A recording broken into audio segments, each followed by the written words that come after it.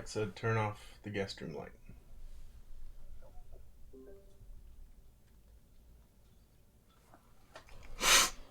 All right.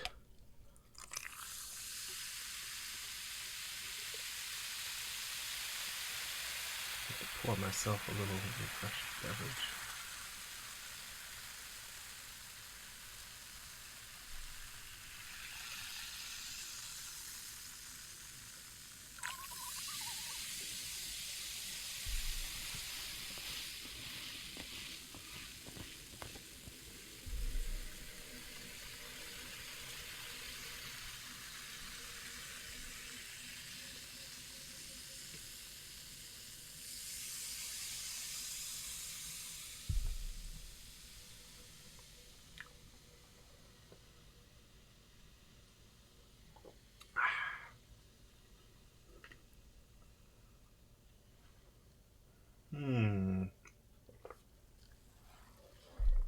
All right. Need a little caffeine to get through this build. Good evening, everyone. Tonight, I am going to build a really special, cool keyboard. It's the GMK 7V. I've been holding on to it for a while now. I'm finally getting around to building it. This is an interesting keyboard. It uses a special leaf spring PCB mounting system where the PCB has built-in springs for a softer typing experience, and it uses a Lubed WT75C PCB.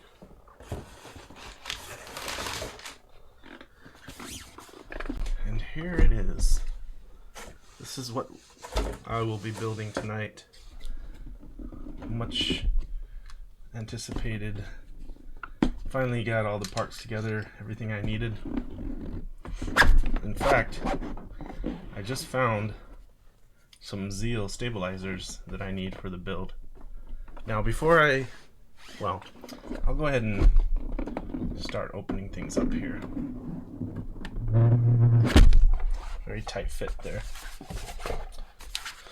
So, first things first, here's that PCB. And it's got USB-C daughter board right there. Nice, nice.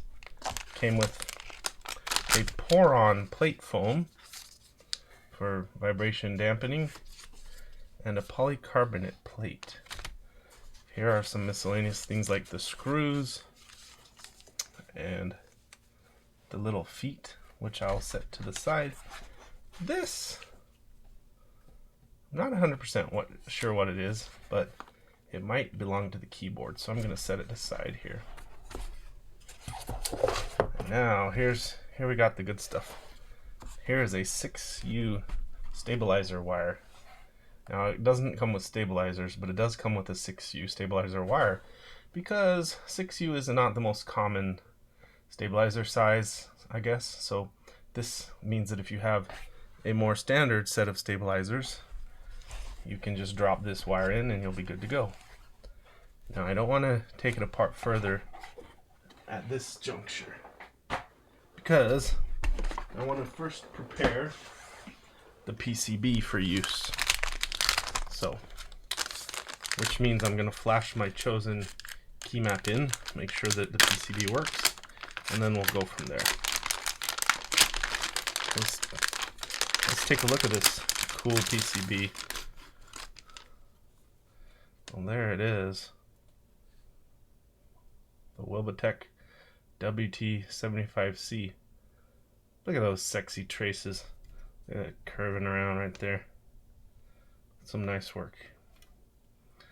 Very pretty. As far as PCBs go, very, very aesthetically pleasing. You know, the little things like that extra effort to make it look nice, that's appreciated.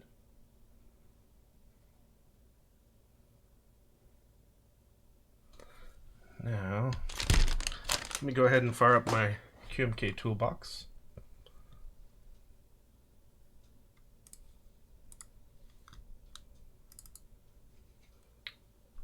And I'll plug this bad boy in and flash it.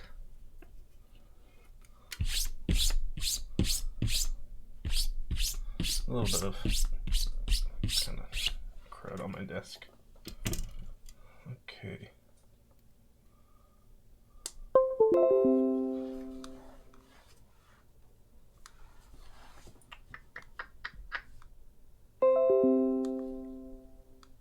Okay.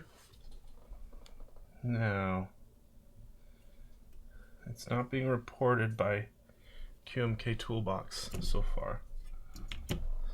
So,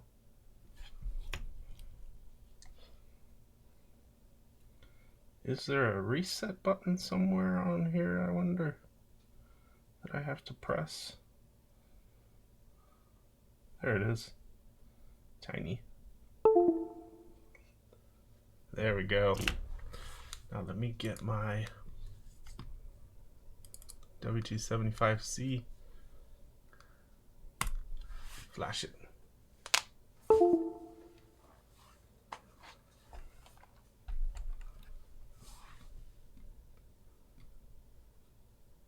Okay. Says successful. Now let's see if keys are registering.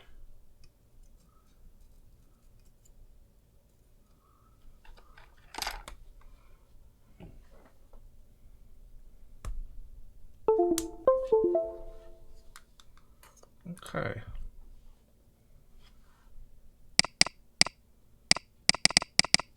Well, one key is registering, and for the moment, that's going to be good enough for me. Alrighty. Now, I haven't looked at a build guide for this keyboard, and I just thought it would be fun to just figure it out as I go along.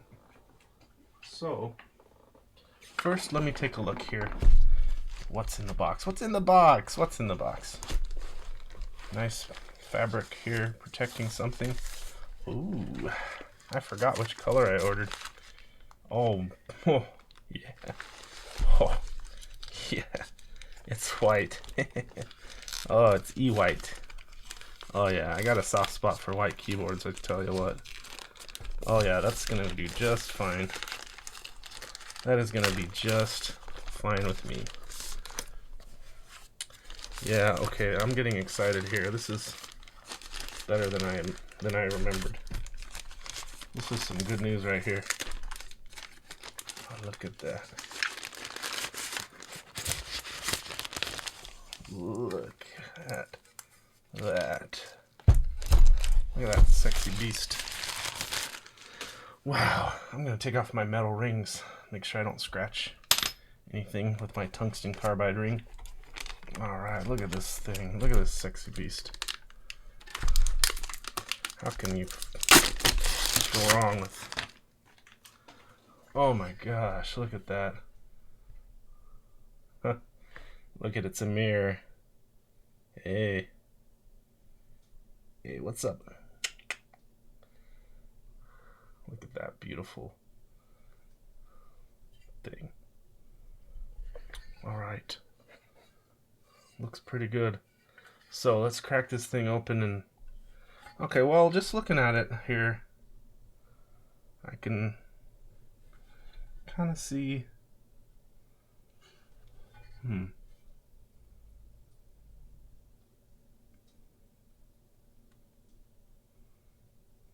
Yeah. I think I can kind of see how this works. Looks like those flexible pieces. Ah, that's heavy. Looks like those flexible pieces of the FR4 circuit board material will be sandwiched by the top and bottom of the case, and then that's how it'll be held together. Cool. Let's crack it open. I'm gonna get fingerprints all over this mirror finish. gonna have to come back with the nice microfiber rag. It came wrapped in a microfiber cloth, so I'm gonna have to definitely clean these fingerprints up when I'm done. You know, I could wear gloves, but I don't want to. I'm not that OCD, you know. I'm building this keyboard to use it, so it's gonna get fingerprints on it. I'm not gonna wear gloves when I type or when I'm at my desk doing my work. So there's only so much I can do here to keep it clean. So I'm not gonna worry about it too much. That is really pretty. That polished steel, polished stainless steel is beautiful.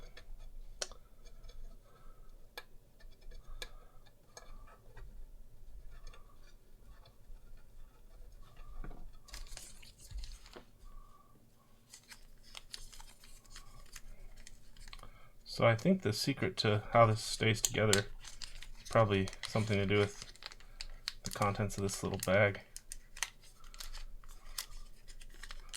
I'm thinking.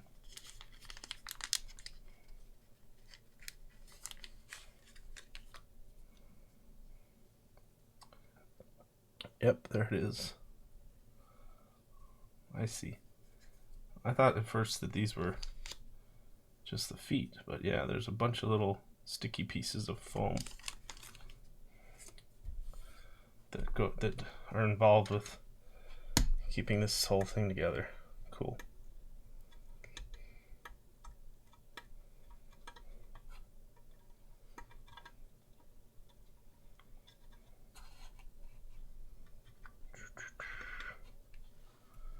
Okay.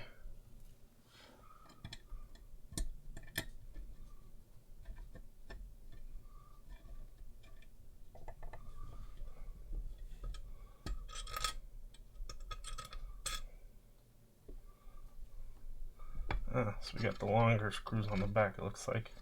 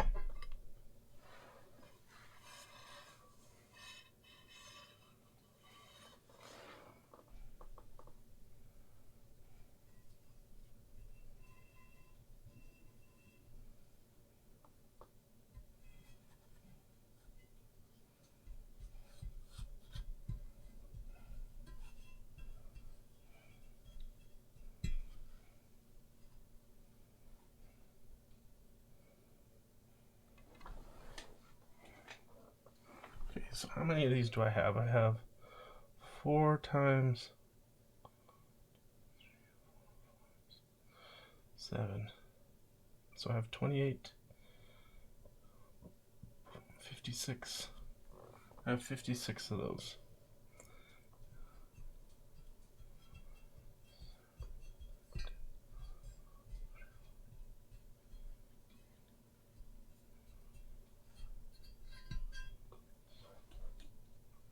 Okay. Looks pretty straightforward.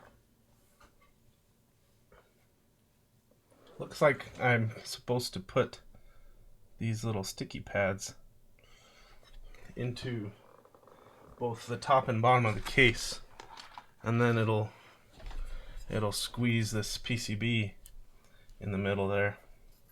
So first thing, gotta snap these parts of the PCB that snap off. They're serrated so that they break away.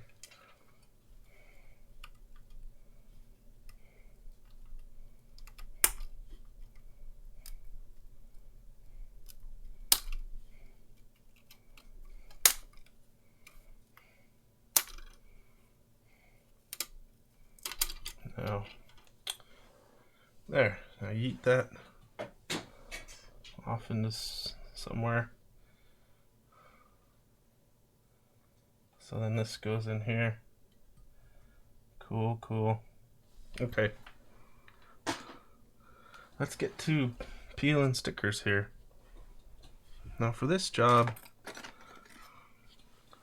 might need these tweezers, maybe.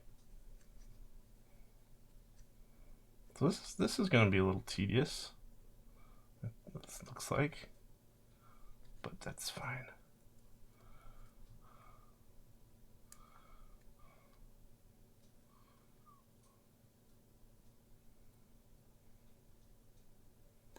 That's like the gist of this hobby, is doing tedious stuff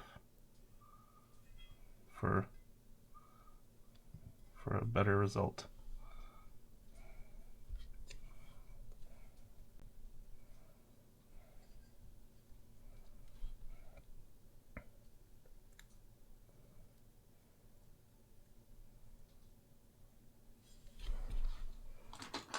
Let me just see something here.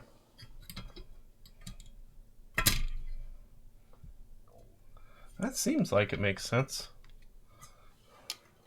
And it seems like I have about the right number of sticky pads to do that.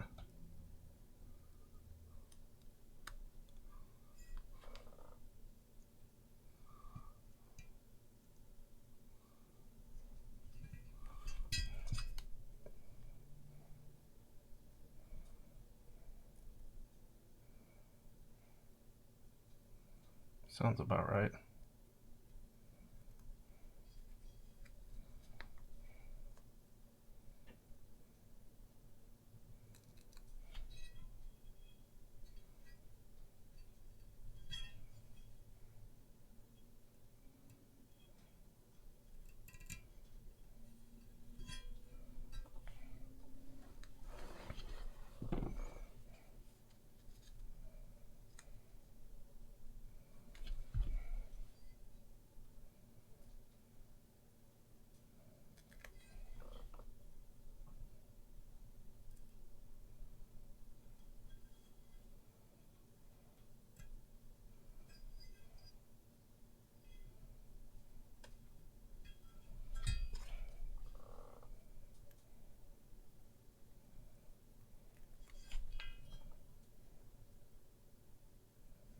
I forgot what he calls this mount system.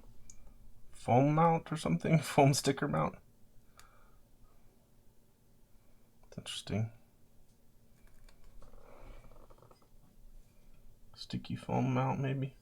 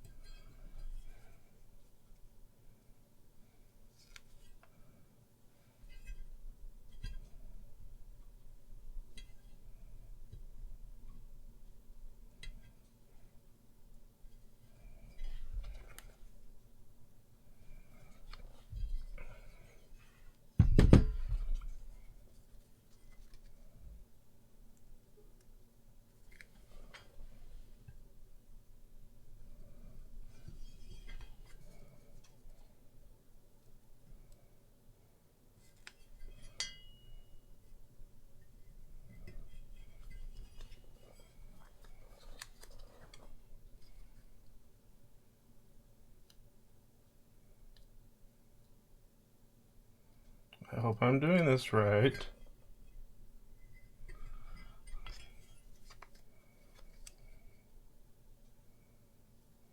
Hope this is the correct way to do this.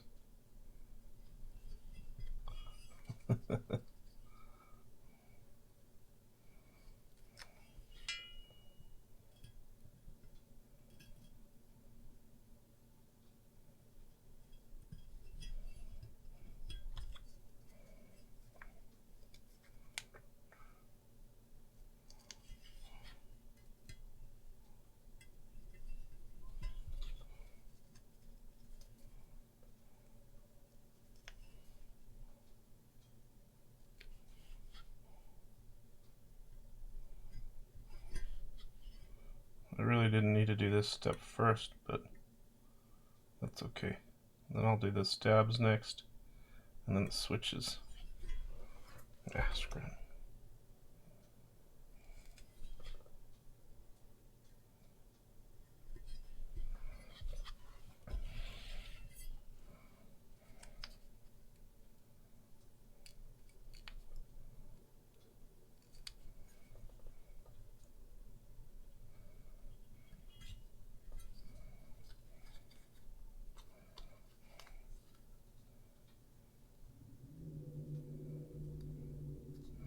Well, this is the most tedious mounting system I've ever heard of.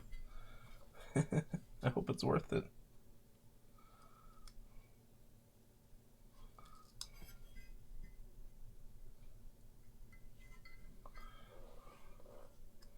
All right.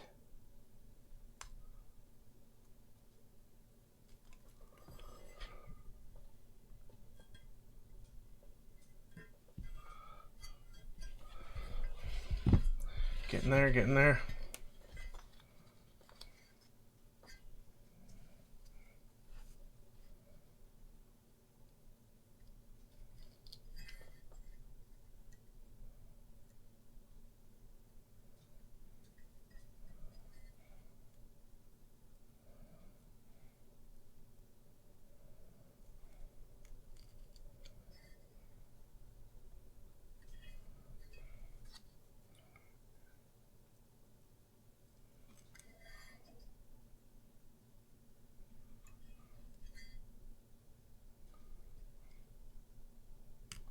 Oh my gosh. They give you only exactly enough of these pads. Better hope that you don't mess any of these up. Okay. I guess high stakes build over here. If you mess up, you're toast. No extra pads. You know what though? It's not that big of a deal because if I messed up, I could cut some of the excess material into the shape of these pads and it would work. So it's okay. I won't hold it against them for not including spares.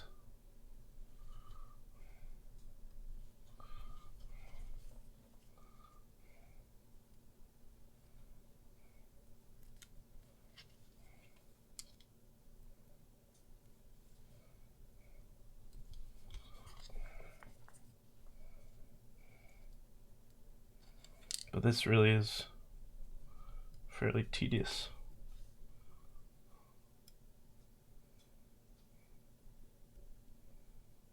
We like tedious things in this hobby.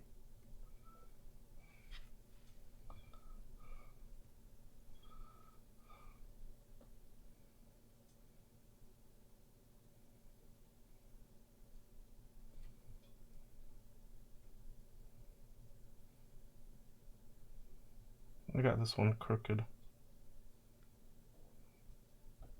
So I want to reapply it.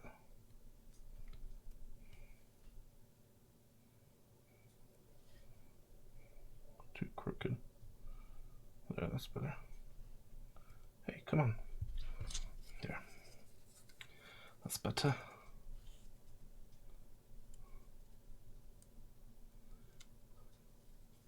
All right. Cooking along, cooking along. This will only be a little bit longer. I'm getting slightly better at this as I go along. By the time I'm done, I'll be really good at this. And then I'll never need to do this again in my whole life.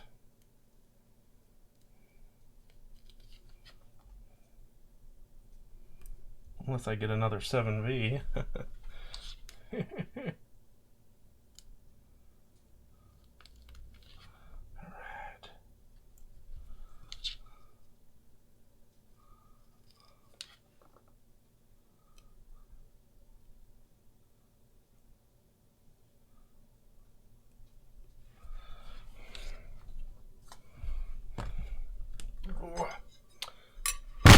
So heavy. Oh yeah. Heavy is premium.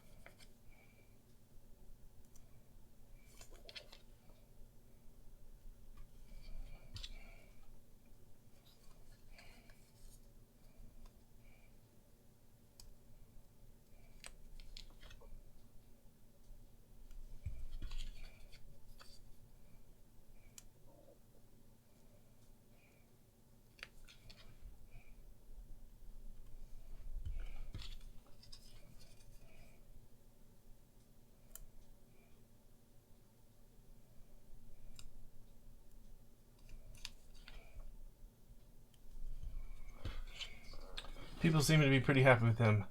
I haven't had any experience. Says Jeff Leopard. Well, I hope to be one of the happy customers, hopefully. It certainly looks nice. Wow, the finish is incredible. Beautiful. Just gorgeous. That E-white coating is really beautiful. Truly. Okay. Almost done with the mounting. Then I can get to the everyone's favorite stabilizers. Tuning stabilizers, everyone's favorite thing. I think this goes like this. Whoops. Huh. The backing came off along with foam. Hang on, there we go.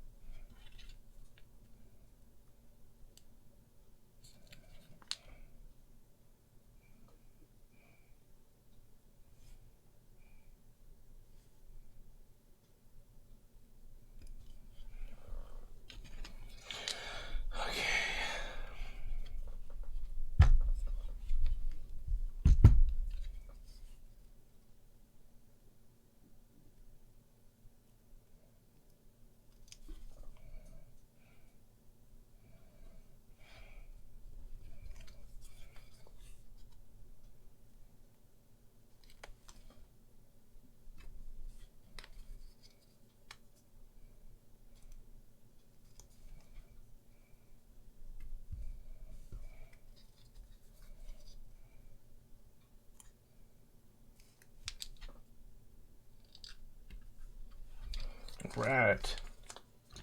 That part's done.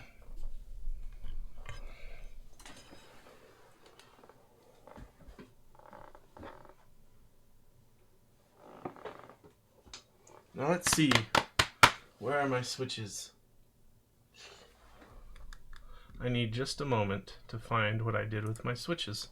I have the switches all lubed up and ready for this build. Let me just see where I left them. They should be right here, nearby, somewhere close.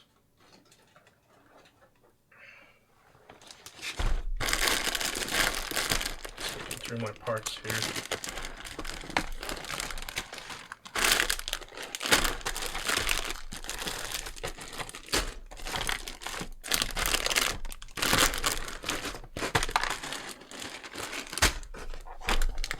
Got him.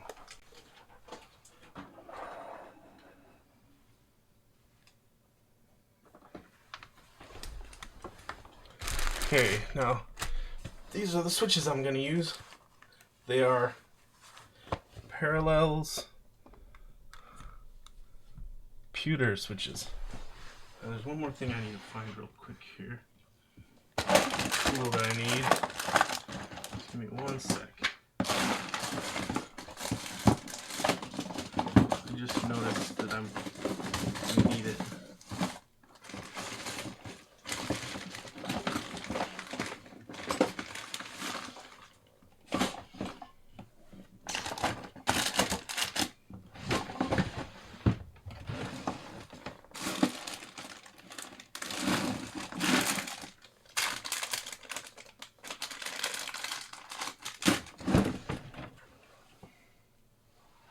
These suction cups might come in handy.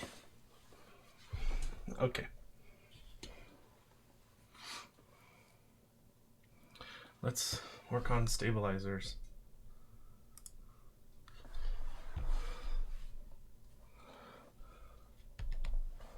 Okay.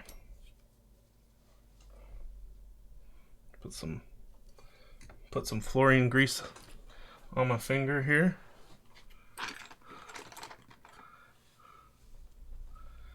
And just brush a little bit on each one of these stabilizer sliders, just so they're not dry. Just want to have a little bit of lube on them.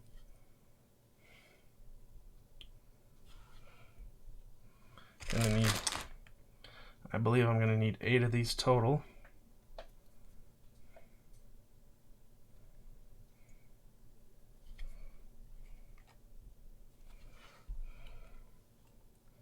Now these are Zeal stabilizers,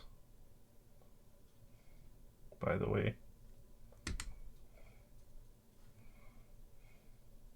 I'm using the real, genuine Zeal stabilizers for this build. Only the best. Only the best will do for this build.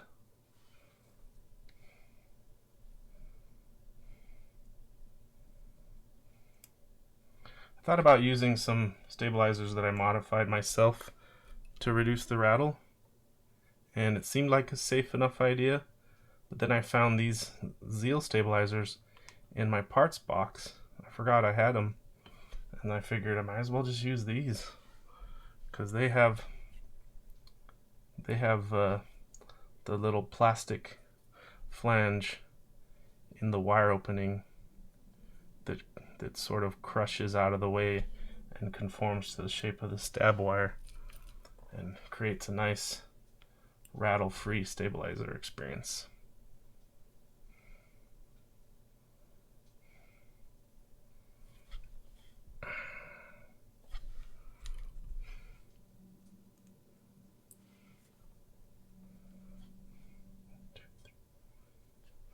Eight, last one.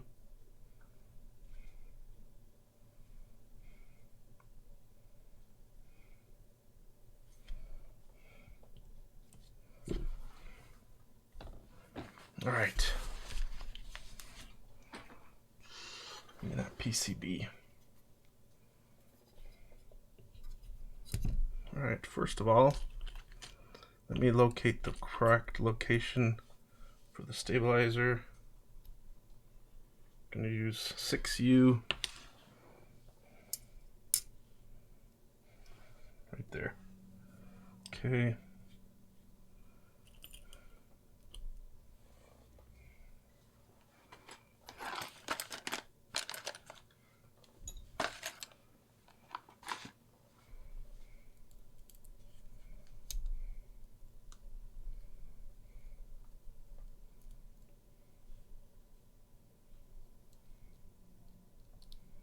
Yeah, my stabilizer mod is. You say you've switched to that BDZ stuff along with 205. Oh, the BDZ stuff. What's that? I don't know if I'm familiar with the BDZ stuff.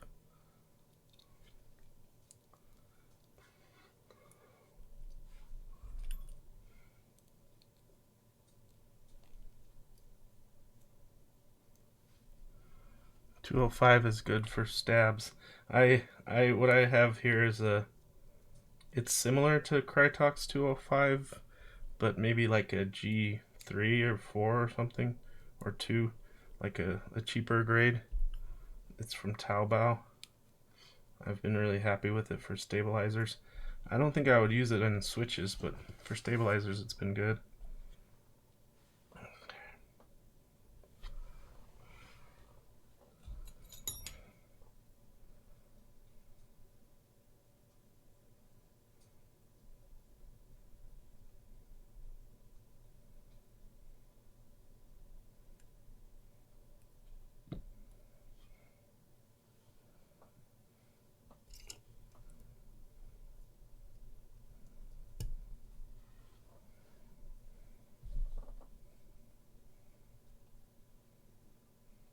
Oh wow, toothpaste thick. Yeah, that sounds like it would stop rattle. Yeah, I have some Krytox stuff that's it's not extremely thick, but it's very viscous that I've enjoyed using. It's called FSH 157. I've been pretty happy with that for stabilizers. But I had to be careful because have you ever tried the FSH Krytox FSH 157? It's like super high viscosity.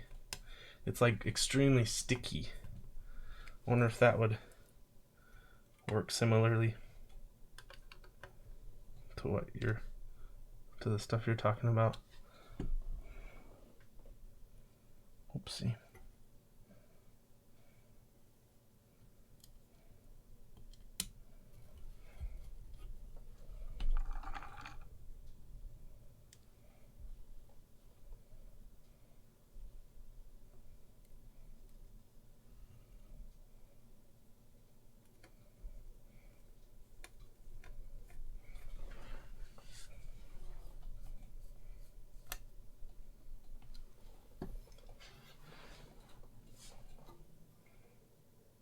Oh wow. The BDZ is really tenacious, huh? Can't get it off of things once it's on there. Oh, it sounds pretty cool.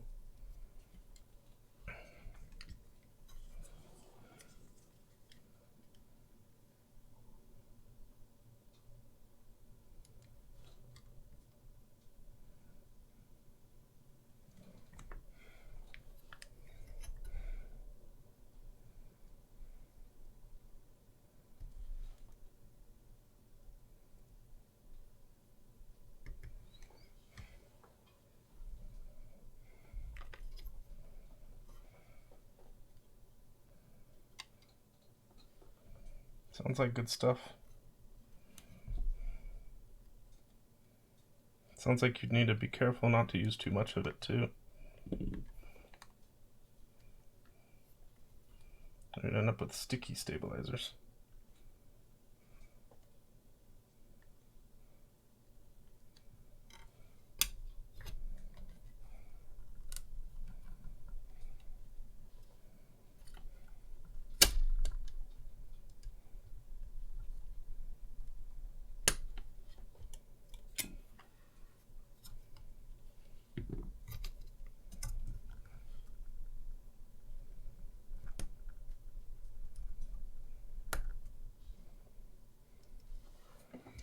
Okay.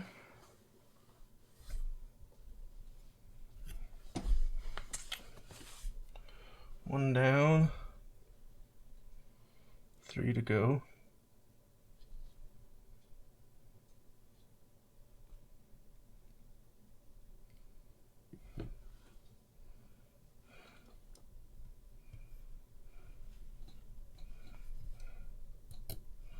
I'm being more careful than usual here because this is such a fancy, expensive keyboard.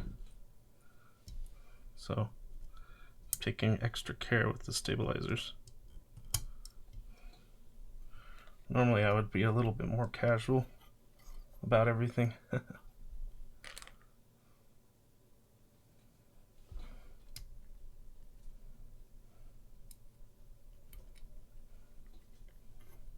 Okay. Next screw.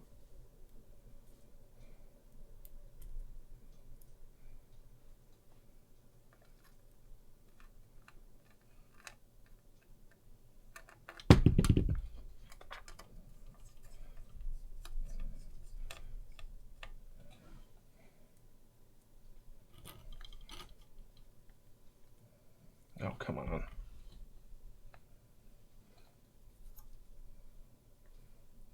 Well, I'm excited to see how this turns out with the lubed pewter switches, because those were sort of hyped up to me.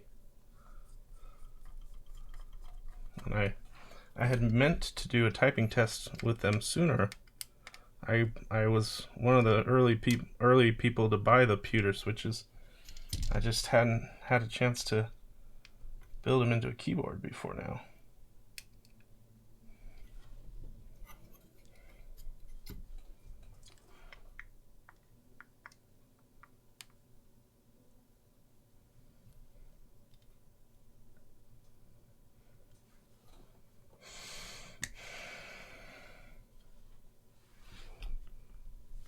Fell out of love with the JWKs, huh? So what switches are you liking these days? What's your preference now?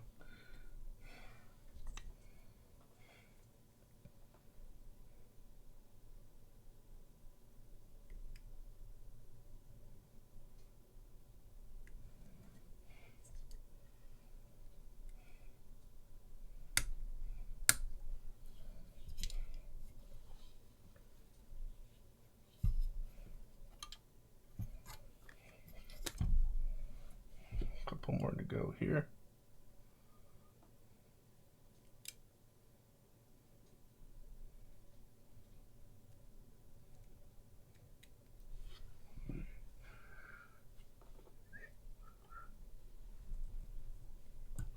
Oh, ergo clears.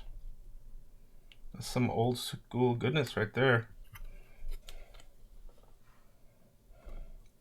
Well, you know, some people told me, just, have you tried if you like ergo clears, have you tried the Gateron cap brown switches?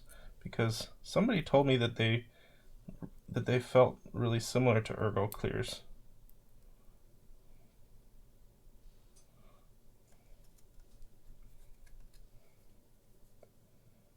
Oh, Zeal V1 clone, huh? It wasn't Everglide, was it? Because I know Everglide had the jades, the green Everglide jade were a Zeal V1 clone. I have a bunch of Everglide jades that I like. They just have to be, I need to lube and film them, and then I like them.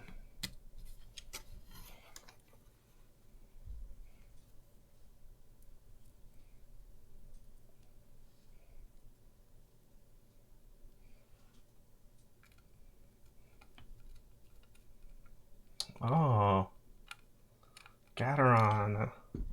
So Gateron sold some of them Zeal switches when they weren't supposed to. Cool. I mean, not cool, but just, it's interesting to me. Stuff like that. Interesting. Something rare like that is fun. Rare and obscure stuff. Pretty neat.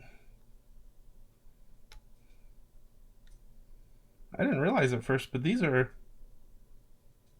Zeal stabs I have are the V2 Zeal stabs. So that's kind of good news. It should be less liable to pop out. The wire should be less likely to pop out, I guess.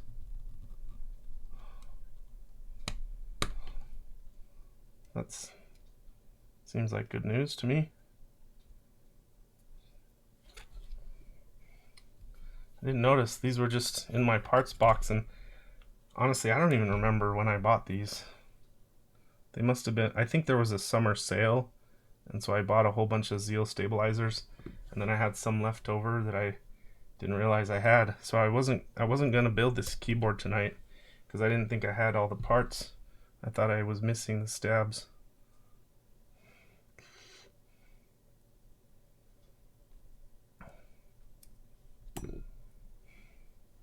Yeah, these appear to be the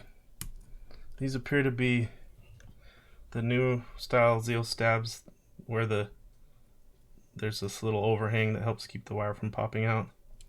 Oh, Zeal running V1 Zealios, you mean? You talking about V1 Zealios, or are you talking about V1 stabs?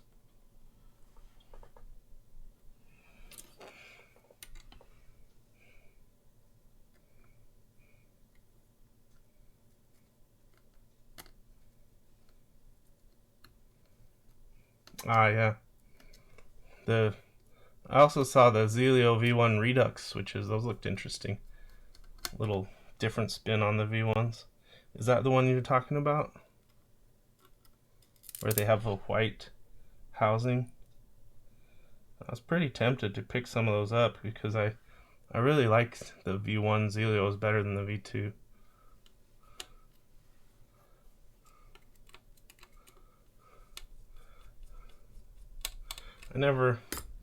I was never crazy about the V2 Zealios, so they're very tempting to me to get those V1 Redux. Okay, we're almost done with stabs.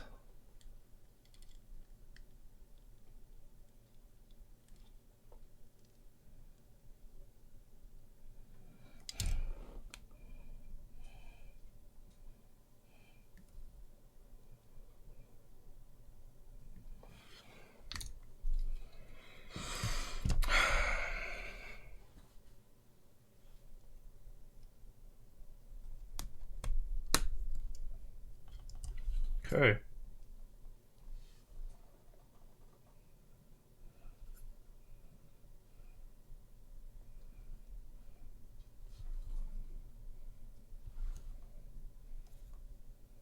Everything's in order. All right, sweet.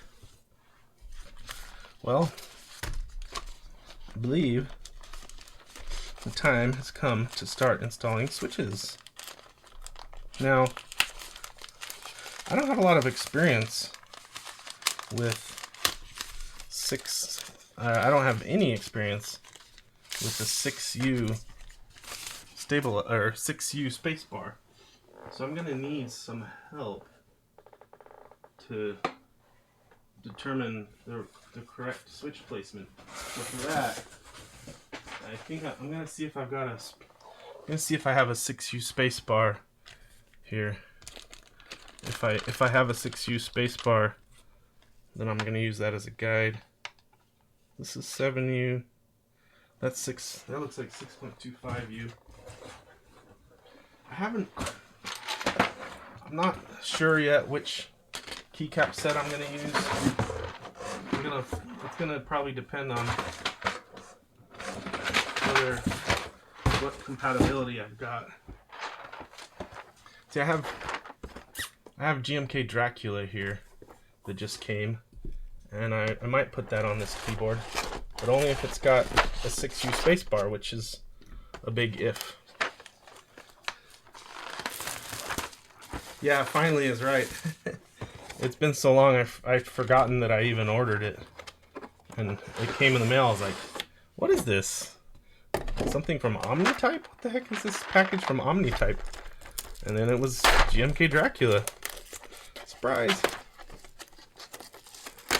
So that was nice to finally get it. Got the new style tray. Alright, let's see, what are we working with?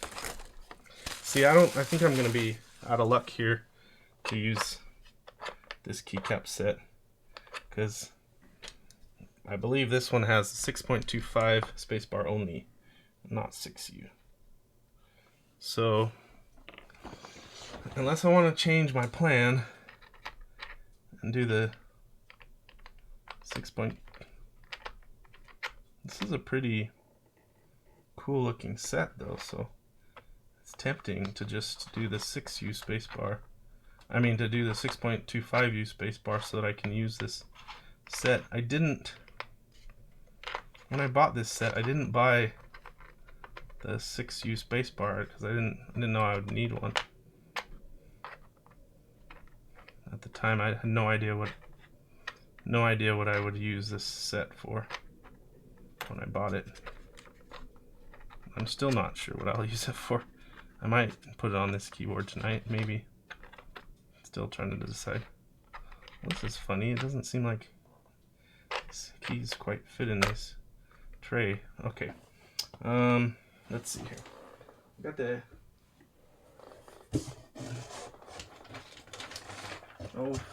fiddlesticks. I got the extra space bar, but not 6U. I think for the sake of compatibility, I'm just going to go ahead and go with the 6.25 spacebar layout, so as I don't have to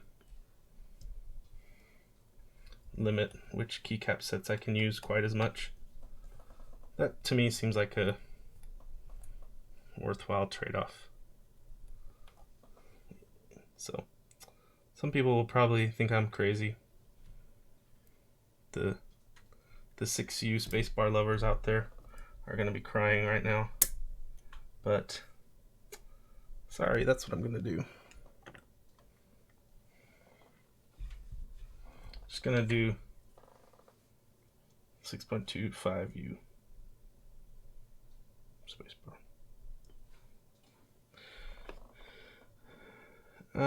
I'm pretty basic anyway when it comes to stuff like that. I don't really care that much. I don't really care that much about having the OG looking modifier keys, like the,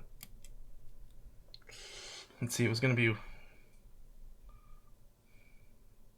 1.5, 1.5, 1. So 3, 4U total. Yeah, I think that's how that works. Let me just check something real quick. The layout, yeah. If you use 6.25, you just use 3 1.25 on the bottom row. Okay. Yeah, that'll work just fine. That'll do just fine. That way I can use this brand new keycap set that I'm itching to try.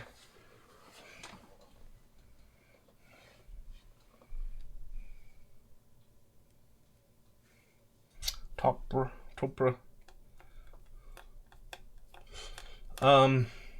Well, in the case of this keyboard, the motivation I had initially for wanting to use 6U spacebar was because if you use a 6U spacebar, that allows you on this row to use 1.5U, 1U, 1.5U, which is a more old school looking layout for WinKey.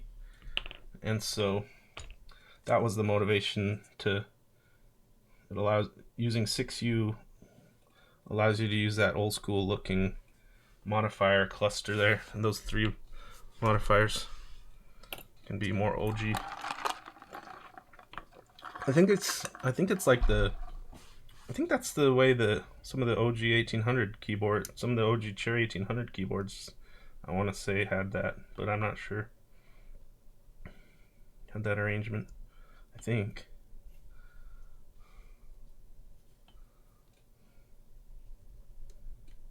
But that's okay. I'm not that concerned about that. Okay. Sweet. I think at this juncture we can start installing switches. Now here's the foam.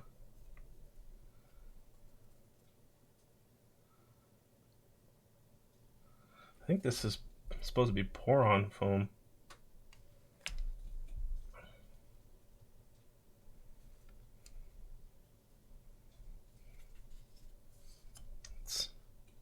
It appears to have shrunk a little bit to where it doesn't actually quite fit. Oh, this will be interesting.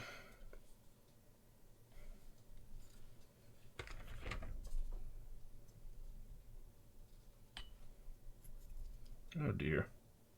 Yeah, this foam is shrunk up a little bit. Alright, well, let's get to work. Let's see, is my soldering iron turned on? Let's get the soldering iron down here. Get to soldering. And some switches.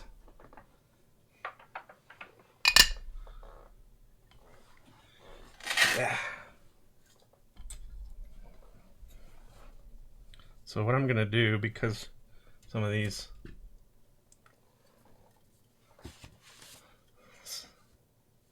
this pour-on foam appears to be a little bit shrunk, I think I'm gonna start at one end and gradually stretch it into proper position, if you know what I mean. So I'll put a switch here in this corner.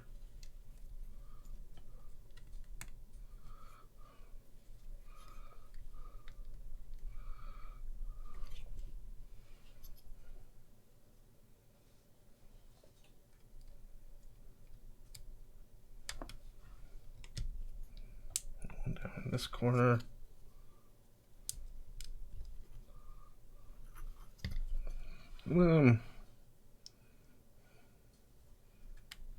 I'll just do this whole row for good measure. This whole column.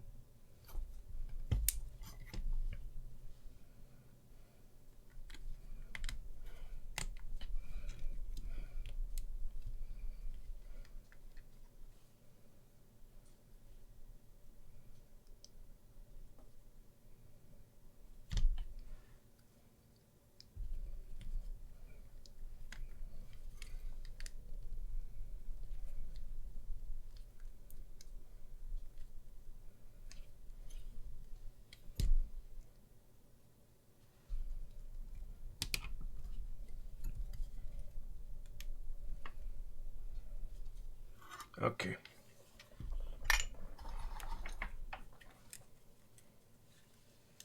Oh, 6 is, you said 6 unlucky? Is 6 an unlucky number? Is that one of those numbers that means death or something like that?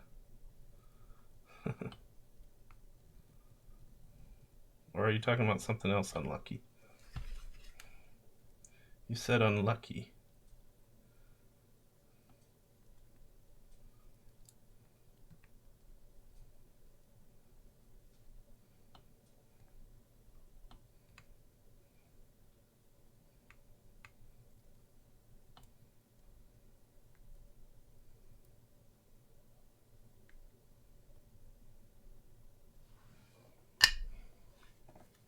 Oh, unlucky about the foam shrinking.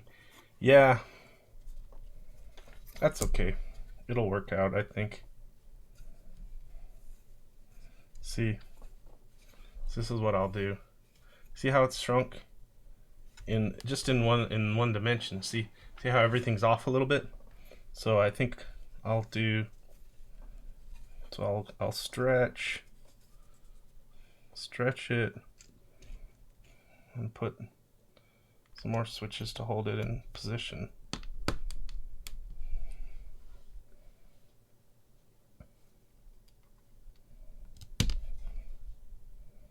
To stretch out that part of it, at least. And then I'll stretch the rest of it. So try to get it evenly stretched across the entire length. Wonder if anybody else had that problem. Or maybe it only happens if you do like me and buy the keyboard and then wait for a long time before you build it. Anyway, it's not a big deal. It'll be fine.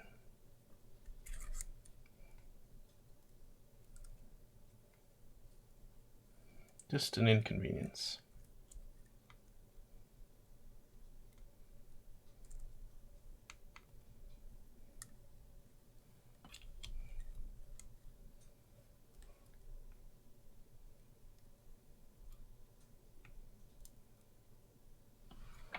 Okay.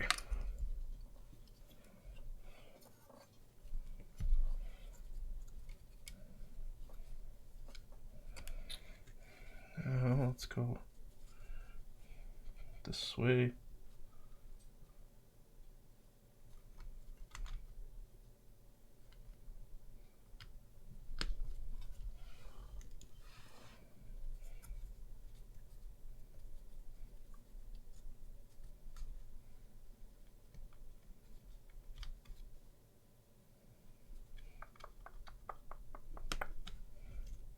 The nice thing is that, good thing is this polycarbonate plate is so flexy that it's not too hard to do what I'm doing here, where I'm pulling and stretching it.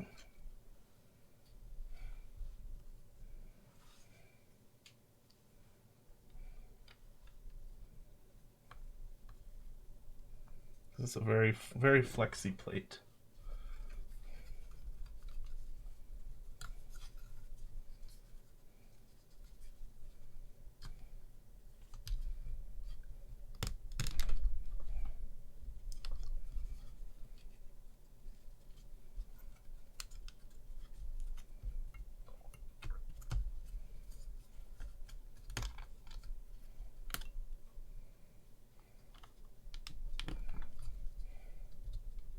There.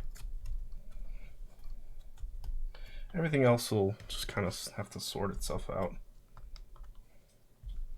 as the switches go in.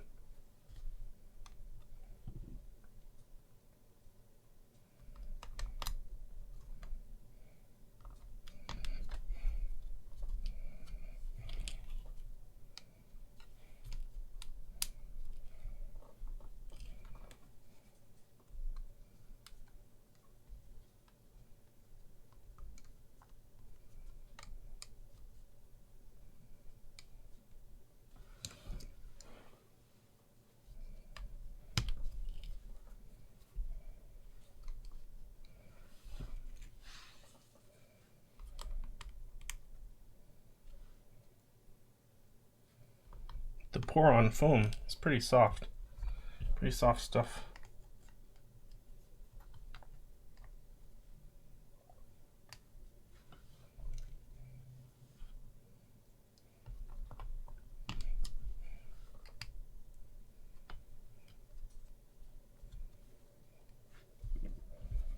Okay.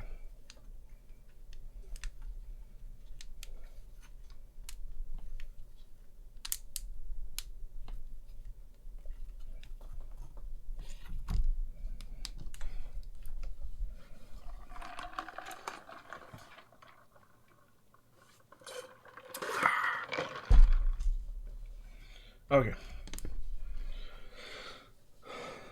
Let's insert switches.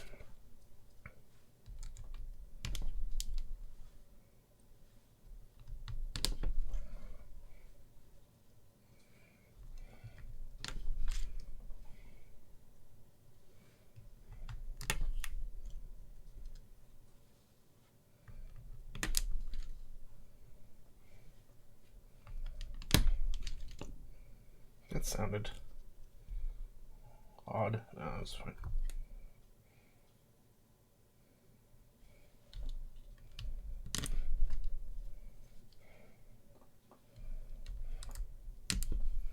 I bet this is going to sound really mellow, this keyboard. What with the foam and everything and the choice of switches.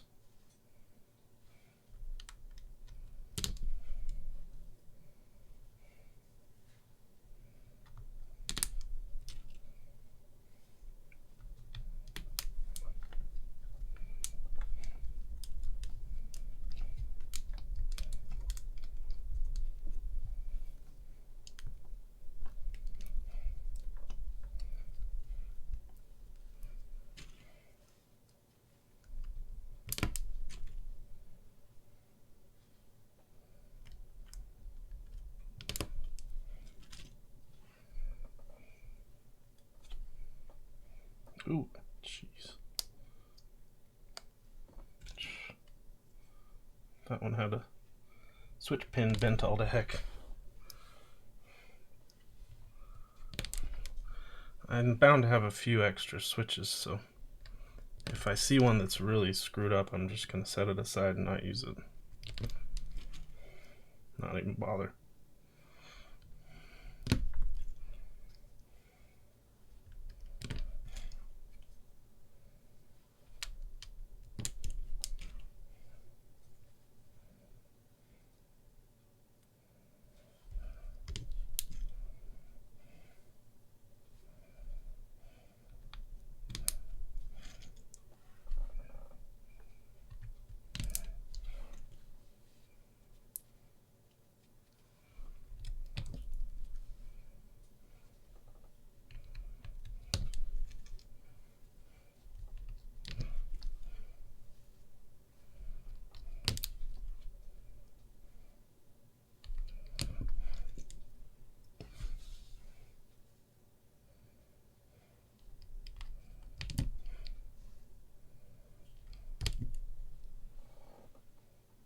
So in theory, I like the idea of this foam being pour-on. So it's dense, but it's very soft. The foam I've usually used from MK Ultra is firmer and more difficult to work with. This stuff is, well, the shrinkage factor of this was not easy, didn't make it easy to work with, but the softness of it makes it easier to get the switches inserted all the way into the PCB, whereas the foam that I get from MK Ultra typically is just a little bit thicker than it needs to be, and so I have to really squeeze the switch into the PCB when I'm soldering it if I want it to be fully inserted. Just kind of a little nagging complaint there. It's not a big deal.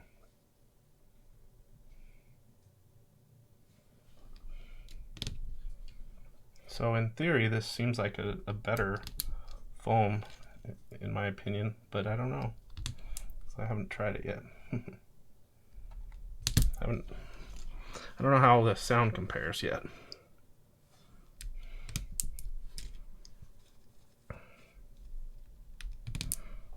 Oh, I better double check whether I have step caps in this set. Probably shouldn't assume that I do without checking.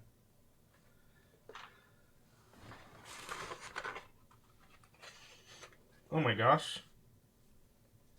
You know what I have?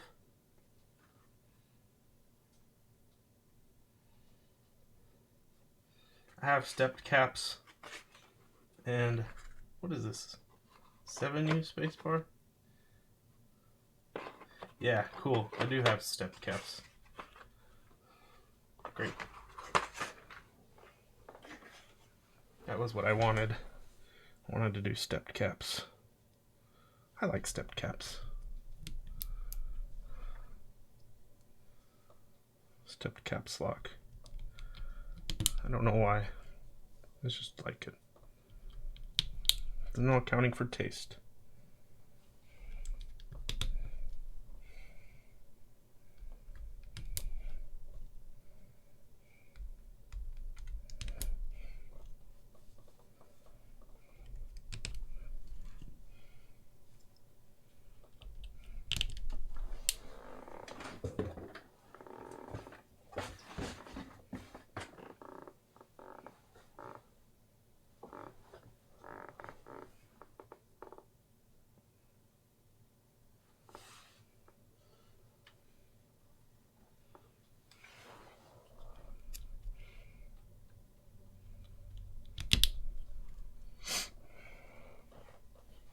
Ooh, step control.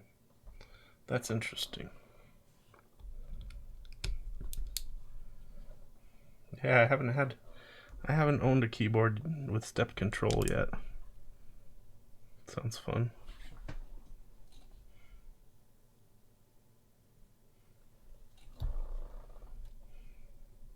Did Did I put that in the right place?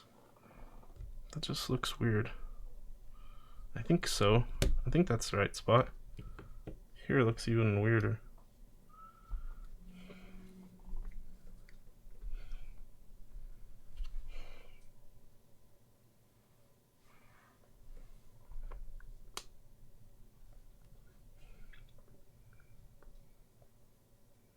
One 1.25. 1.25.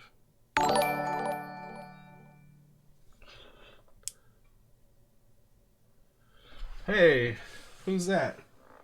Top Clack? Is that Brian? How's it going, bro? Good to see ya. I'm just building this 7V keyboard, and since I'm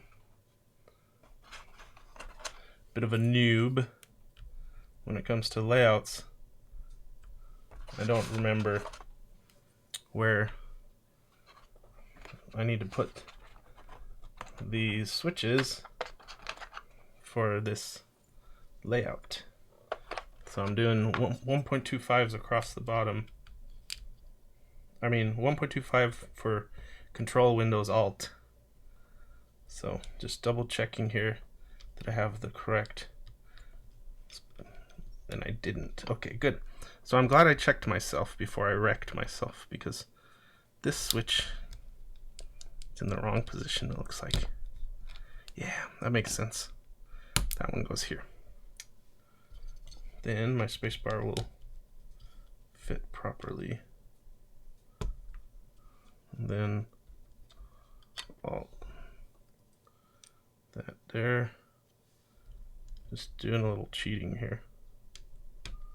There. Wait, that's not right, is it? Yeah, there. Okay.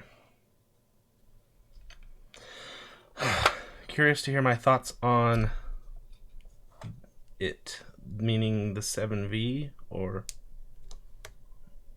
you mean on the keyboard, on the 7V keyboard?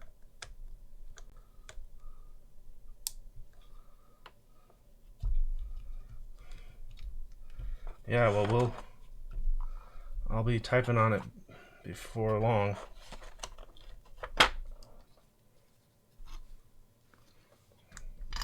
Won't take me long now.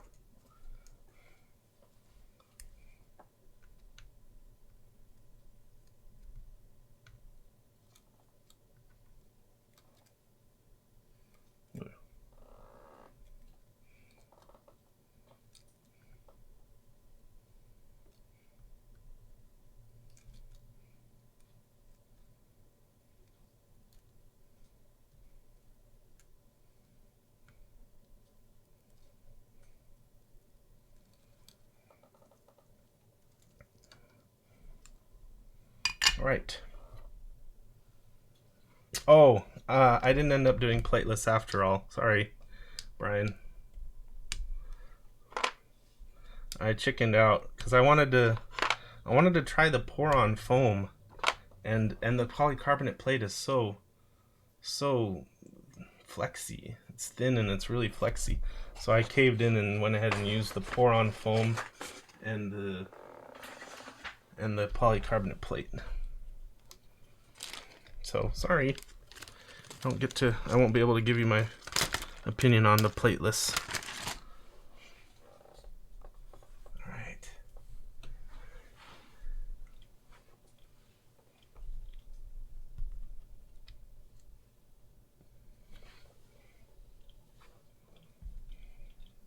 Time to get to work.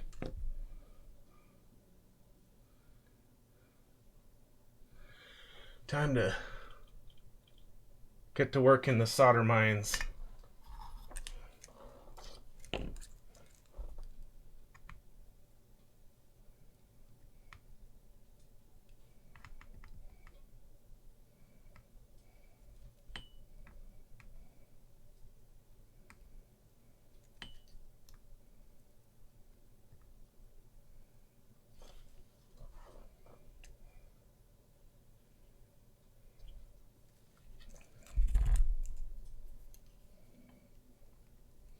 Yeah, it should be pretty nice, I hope. I don't see why not. Hey, this is the second. This will be the second 75% I've built this week. I'm on a bit of a 75% roll here. Hey Brian, you want to hear something funny? I ended up with some of your keycaps. So Zeal, I did some keyboard work for him, and in return he gave me one set of OG cherry double shots that he got from you. So some of your keycaps ended up finding their way to me.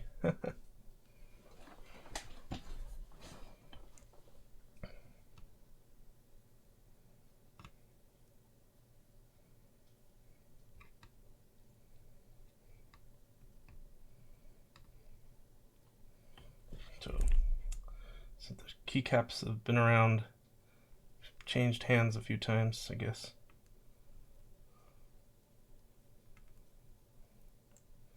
You had them, and we had them, and now I have them.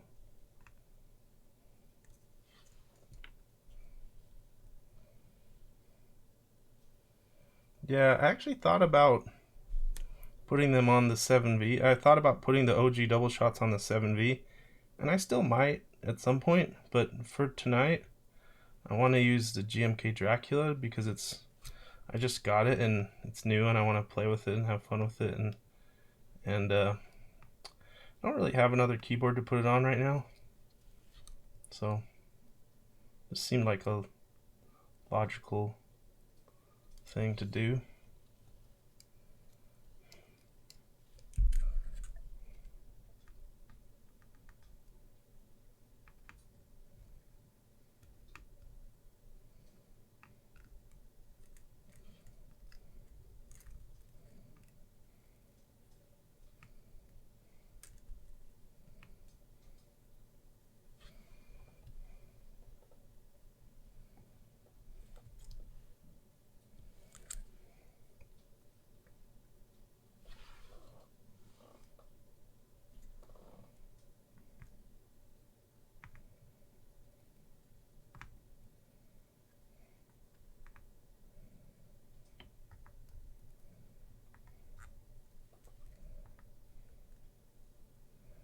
Hey Brian, you weren't here at the beginning of the stream, but I was saying I found some genuine Zeal stabilizers in my parts box, and that's why I went ahead with this build tonight, because I was waiting on some ink stabilizers and I was gonna try some oh shoot, that's not good. Time to fire up the desoldering iron. I gotta switch with the curled over pin right there. Let me shoot, gonna have to desolder that bad boy.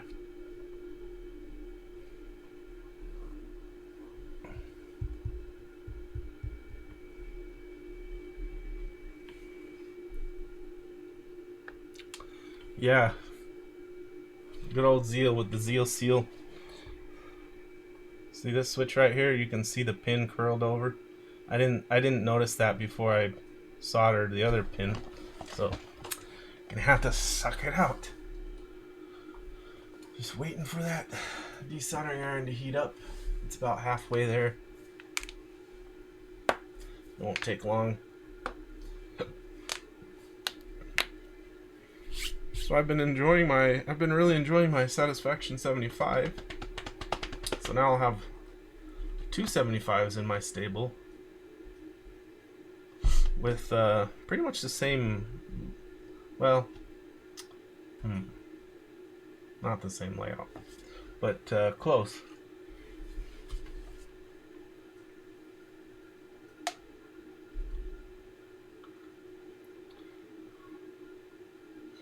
"7V, am I ever gonna rebuild it?"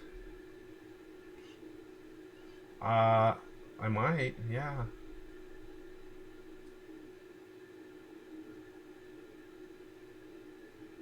Oh, was it 2020 when the Satisfaction 75 won Keyboard of the Year? Was that what you're talking about? The SAT 75 2020 Keyboard of the Year. All right. ZD915, don't fail me.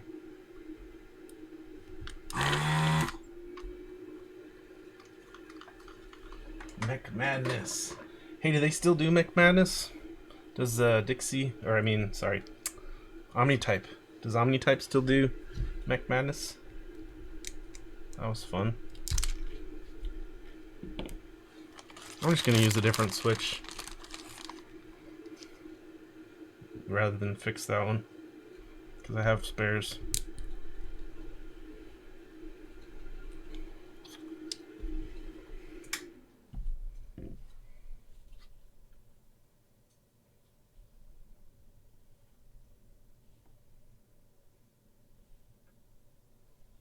Well, Mech Madness was fun.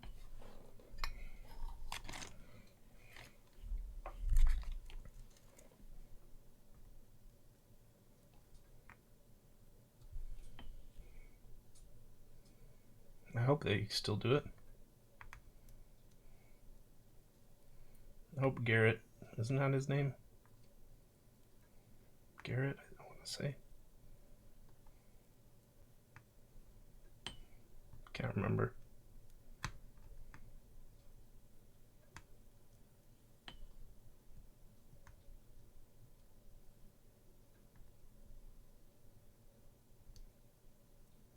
You know what else was fun? Top Clack.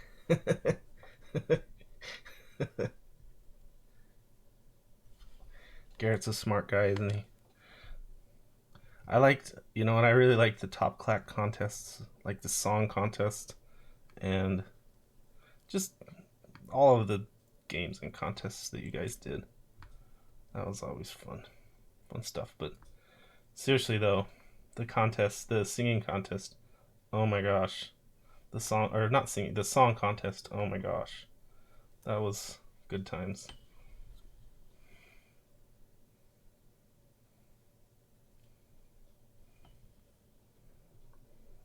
Like, oh my gosh. Well, there will never be anything to equal the, you remember My Clack Will Go On or something like that?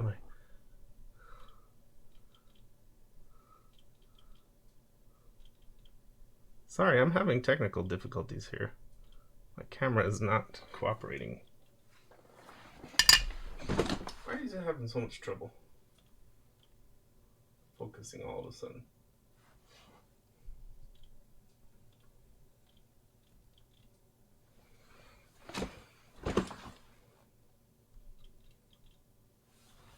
There we go. Sorry about that.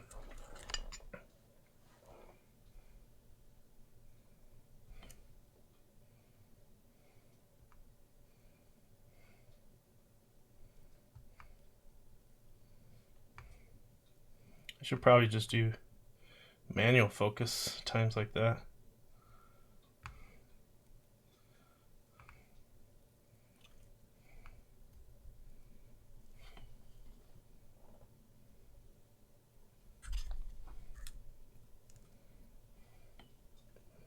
Yeah, honestly, that really was impressive, the effort that went into it and the creativity and the talent that people had to either coming up with the songs or performing them or just having the guts to put yourself in front of everybody like that.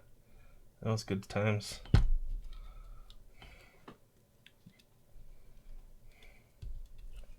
It was like the whole, it almost seemed like the whole Top Clack fan viewership getting together and doing karaoke together in a way. It's like a party.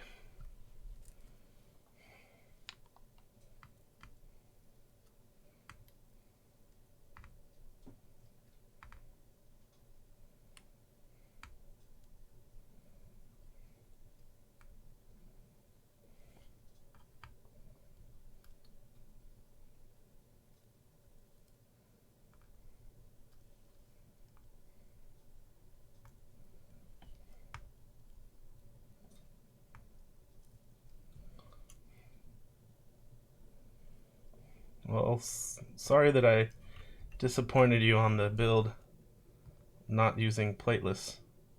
I just it's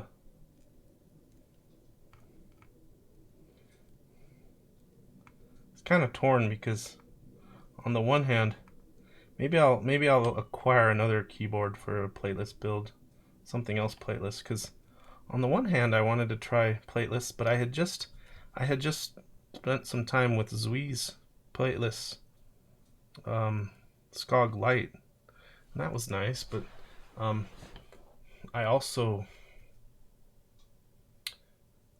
I did want to try plateless, but I also wanted to try the pour-on foam, because pour-on plate foam is another thing that I've never tried. So it's kind of two competing desires that's going on. So I went with the pour-on because I don't have another keyboard with pour-on plate foam.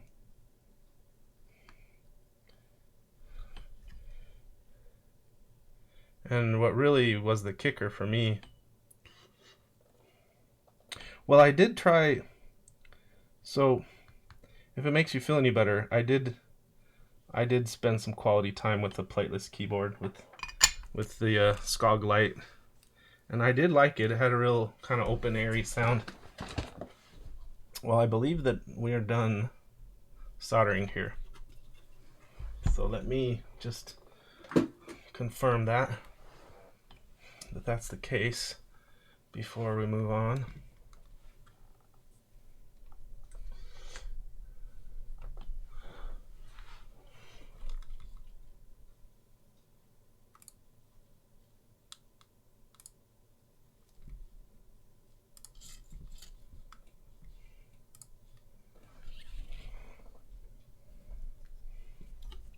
Oh yeah, I'm gonna need this.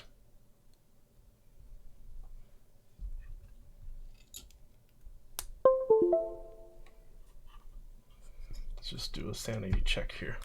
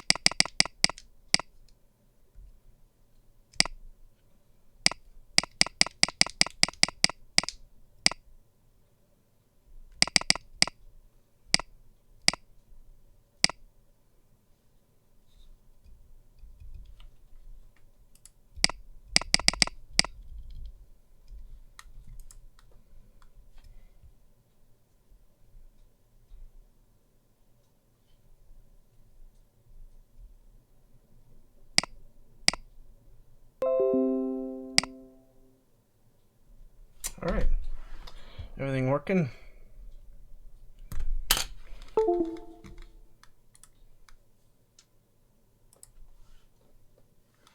Sweet.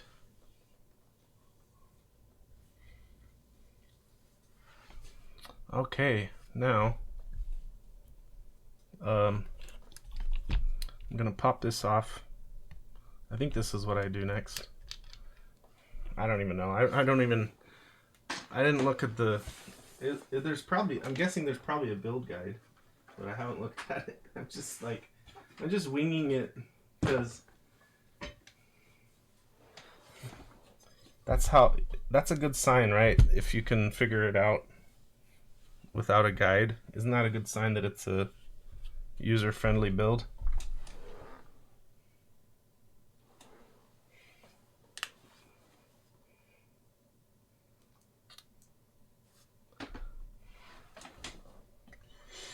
So I think this goes here. That's where I would put it if I was designing this keyboard. Let me grab my screws. Where'd they go? Okay, what are these? Phillips? 4 screws. Do you guys, is that what you guys usually do when you build a keyboard? Do you just wing it? I'll tell you what I do, except one time there's just I'll tell you, the first time I actually went and no, not the first time. Not the first time. The first time I read the build guide probably would have been on the Contra. I did read the build guide for that. But and then when I got my double 1800, I read the build guide on that one too. And it's a good thing I did, because the double 1800 there was quite a few gotchas on that build, so the build guide was kind of necessary on the double 1800. But in recent history, I usually don't look at the build guide, but I did look at the build guide for the Satisfaction 75, because it made me a little nervous. The OLED, the OLED display added a little extra complication, and I wanted to make sure I didn't mess things up. So I did read the build guide for the Satisfaction 75. And I had the build guide open while I was building it and was following it along. But most of the time I don't read those. Okay, this looks pretty legit. I think I've got this the way it's supposed to be.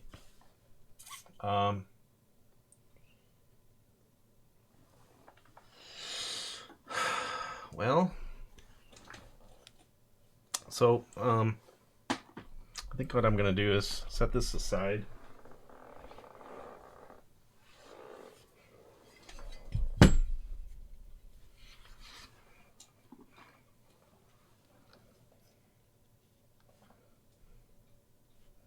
And I'll set this in place.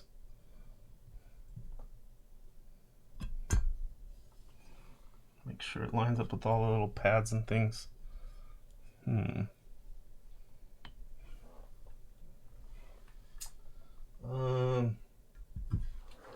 sec. I want to do something here. I'm gonna prop this up.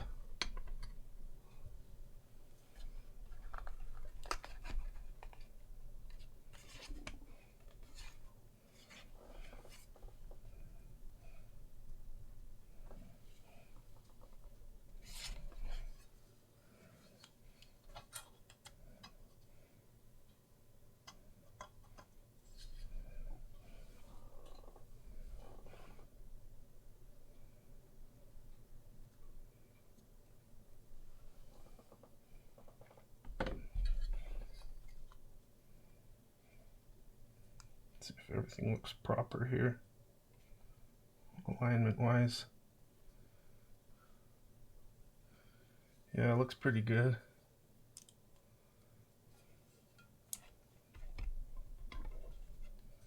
Okay. Now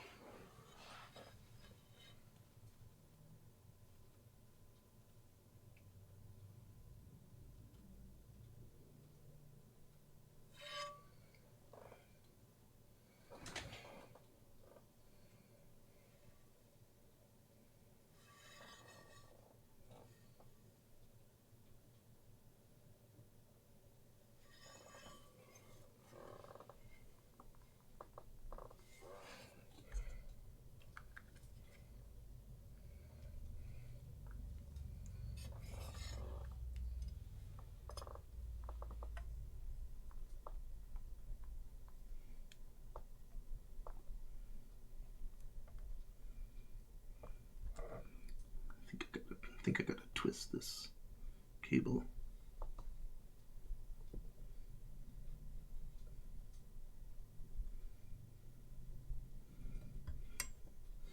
There we go.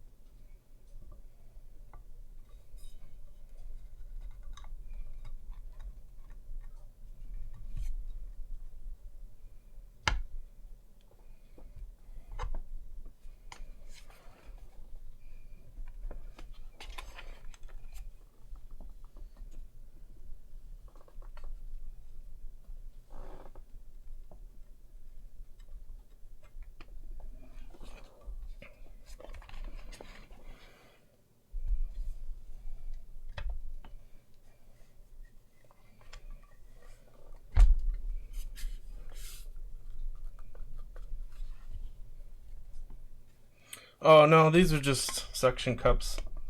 I was just using them to get a better grip. So I think this is on, right? Let's let me just check one thing. Let me see if I got the connector plugged in right. Yeah, it's fine.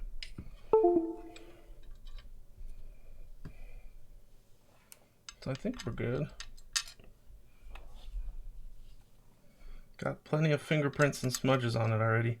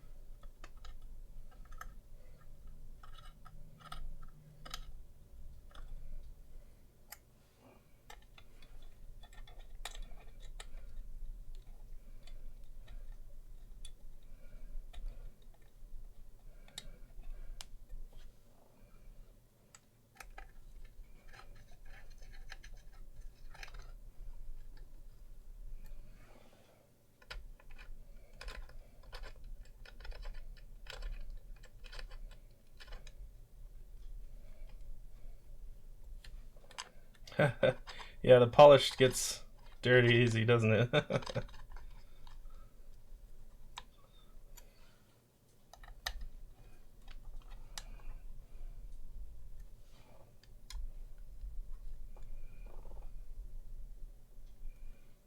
Okay, well these screws feel like they're bottoming out, so I think the case feels like the case went together without any binding or like without the cable getting pinched or anything.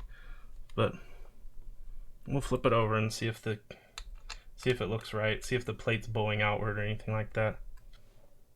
Which would be, I think, a sign that the cable might have got pinched. I don't think it did though. I think everything's good. Let's check it out.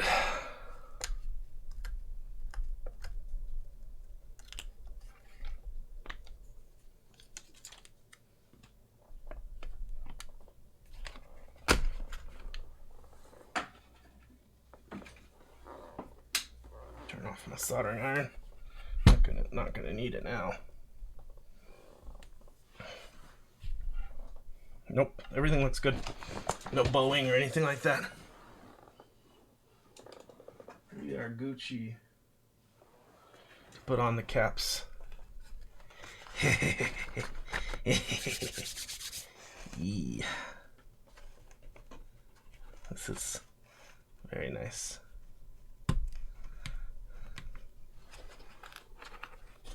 So these switches are parallel pewter switches.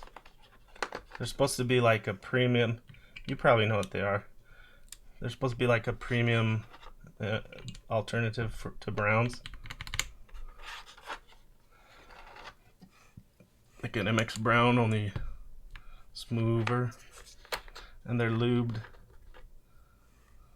I think I lubed them with 205G0, if I remember correctly. And lubed the spring.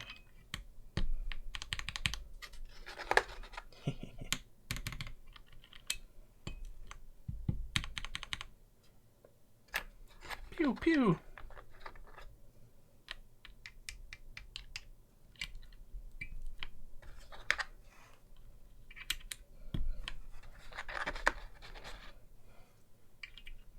This is fantastic. Making great progress. Oh.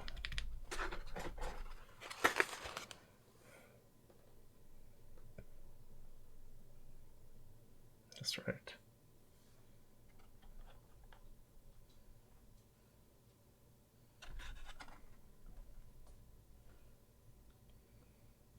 Ah, the placement's kind of weird. There it is, print screen. 7V has a dedicated print screen. That'd be a good place to put an Artisan, maybe. Yeah, I think this is gonna sound, it's gonna sound beautiful. I have a good feeling about this.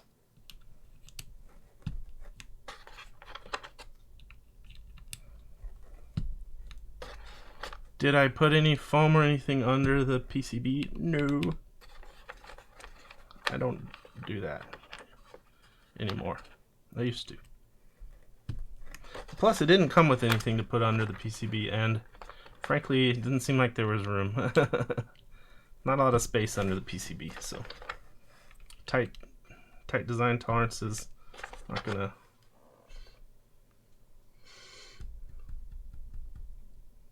Just hope I didn't do anything wrong here with this build, but seems pretty straightforward. I can feel the flex. There's flex here. So this will be the most flexy keyboard that I have now, because none of my keyboards are really flexy at all, except for this one. Well, actually, I do have one. My double 1800 is a little bit flexy, because it has an acrylic plate, and it's huge. A lot of space for that PCB to bow and flex.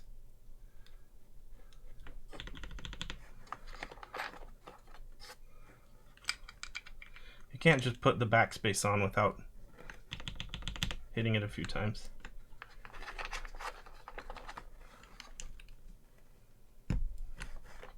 Testing it out a little bit.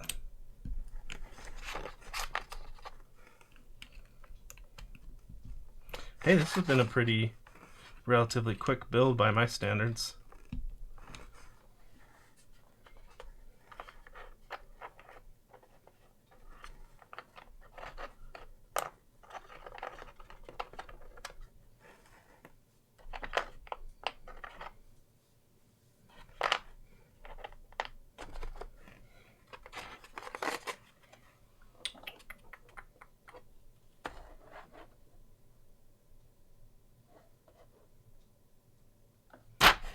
There's the delete. Here's the delete that I need. I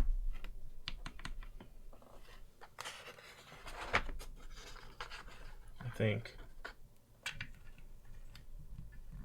Let me see if that's the right profile. Yeah, looks like it.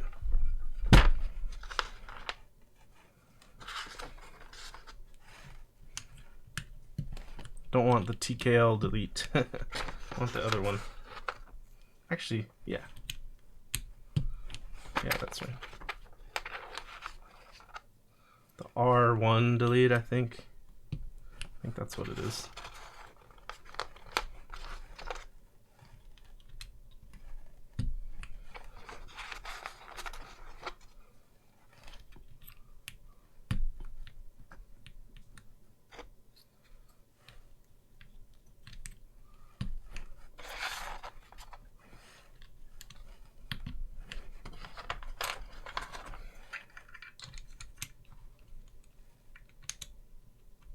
Oh, that's right. Can't forget the step caps.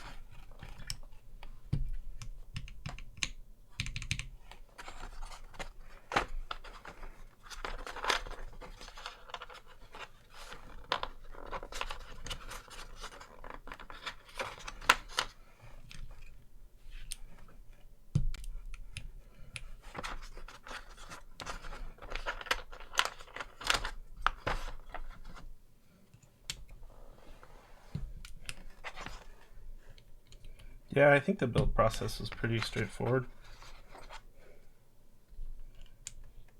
I was able to figure it out without any instructions, so seems like a good sign.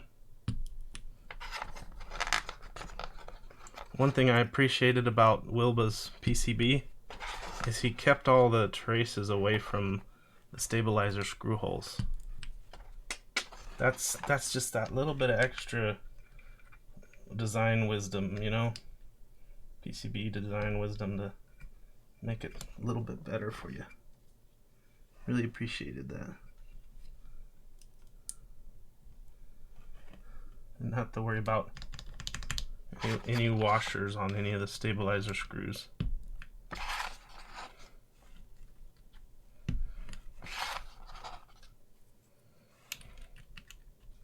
That Wilbur guy really knows what he's doing, doesn't he? Okay.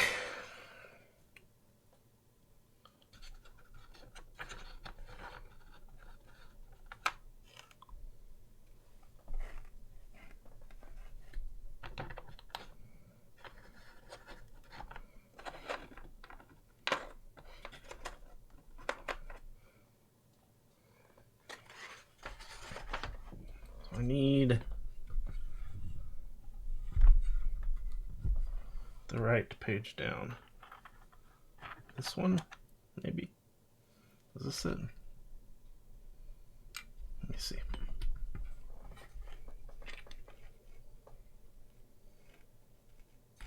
No, that's not it. I think it's this one.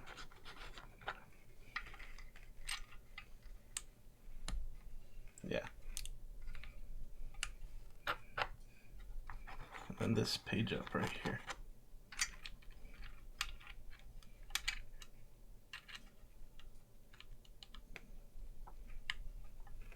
Yep.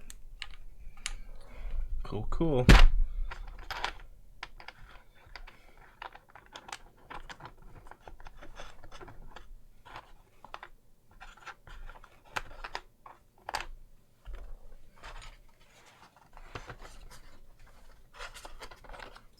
Wilbur tends to be ahead of the curve, yeah. Heck yeah, dude.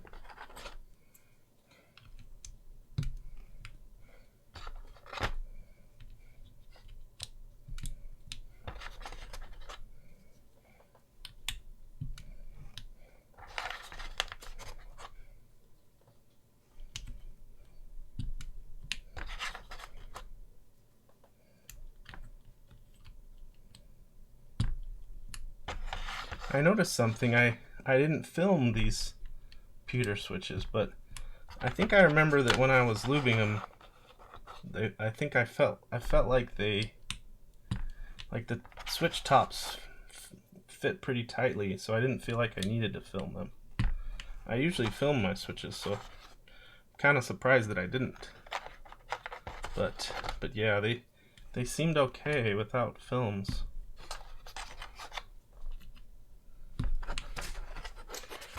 Bit of a risk, I know, not doing the films.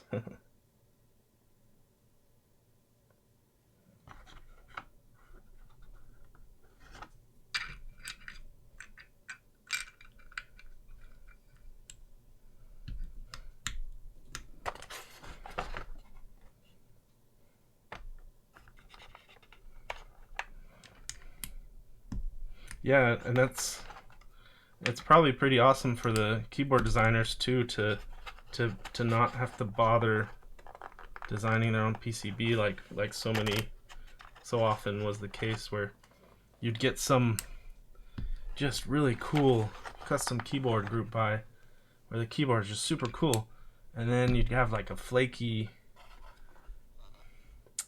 maybe you'd have a flaky PCB, or just wasn't, the traces were wonky or just didn't seem that awesome. It's much cooler to just outsource that to Wilbur and focus on your design. Focus on your keyboard design and not have to worry about what the part that you're not an expert on. I really like that. Seems like a great, like you say, that's a great business model and a great thing for the designers too. Not have to do, look at all that flex, wow.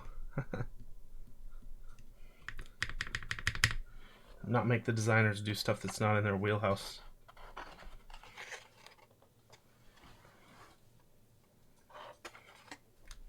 Okay.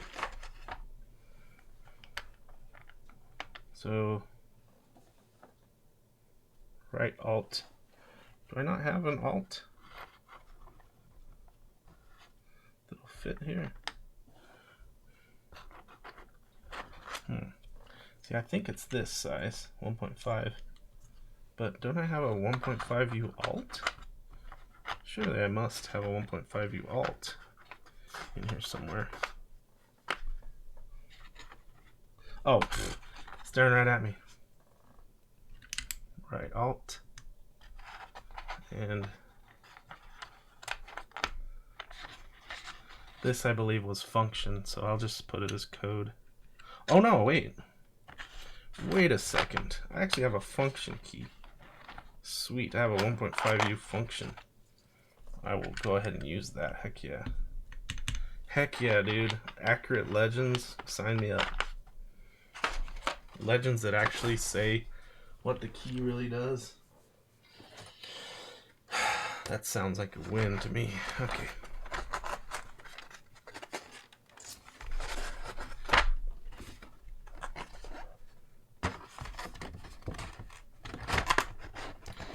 What a great timing to do this build.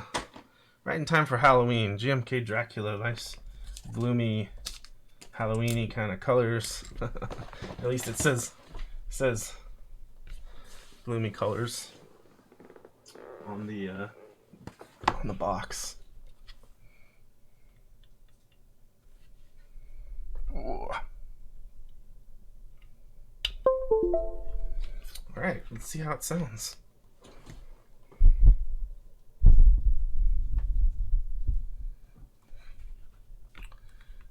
Let's see.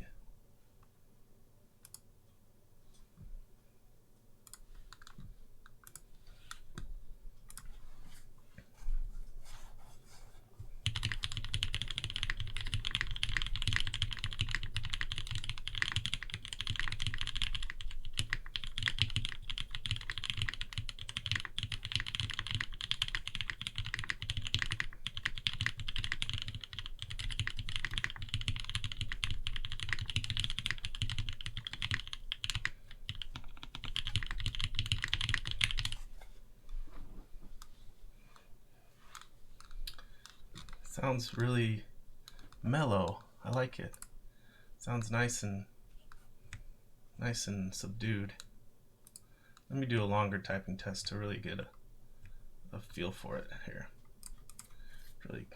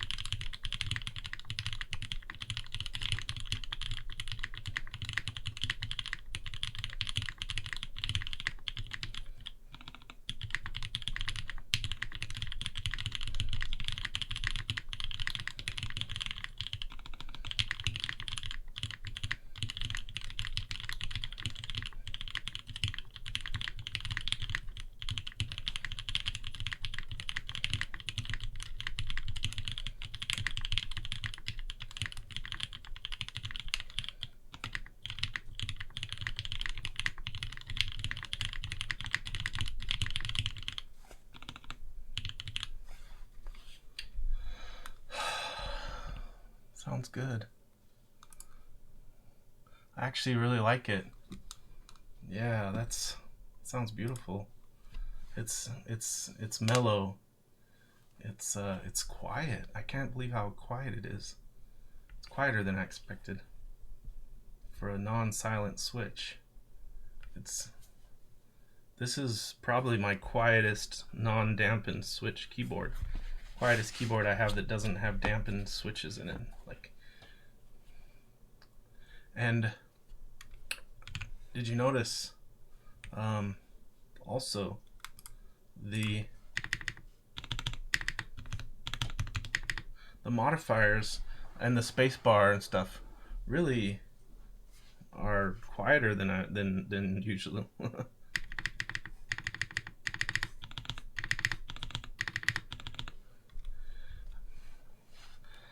Yeah, man, I love it. I love it I love how it sounds. It's so mellow. This is gonna be a good keyboard to use at home when I don't want to be loud. Just sweet sound, sweet to mellow, kind of subdued.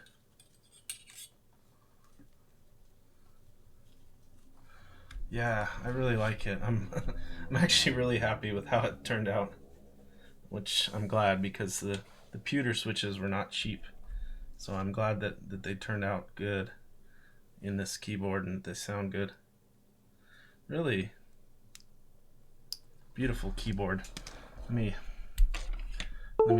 look at it a little bit again here on stream before I finish up.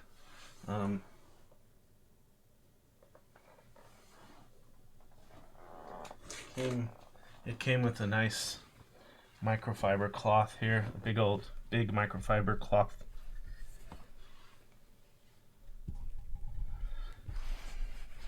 And I also need to do something here, or something that I haven't done yet. Build is not finished, not complete. It's one more step that I didn't do. It's with this polished stainless steel, it's going to be almost impossible to get all the fingerprints off. That's okay. Gorgeous keyboard, beautiful. But I forgot one thing. Bam. The feet. Can't forget the feet.